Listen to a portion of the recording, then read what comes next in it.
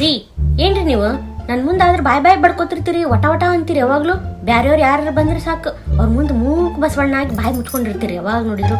ನನ್ ಜೊತೆಗೆ ಮಾತಾಡಕ ಕಾಲ ಕಳಿಯಕ ನಿಮ್ಮ ಹತ್ರ 2-3 ನಿಮಿಷನೂ ಇರಂಗಿಲ್ಲ.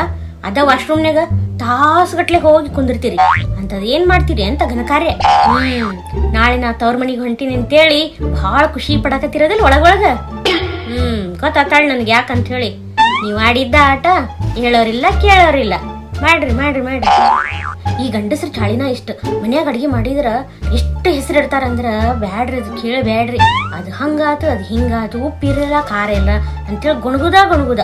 ಏನ್ ಇವ್ರು ಹುಟ್ಟುತ್ತಲೇ ಮಾಸ್ಟರ್ ಶೆಫ್ ಕೈಯಾಗಿನ ಅಡ್ಗಿ ಊಟ ತಿಂದು ತಿಂದು ಬೆಳೆದಾರ ದೊಡ್ಡವ್ರ ಆಗ್ಯಾರ ಅನ್ನೋ ತರ ಮಾತಾಡ್ತಿರ್ತಾರ.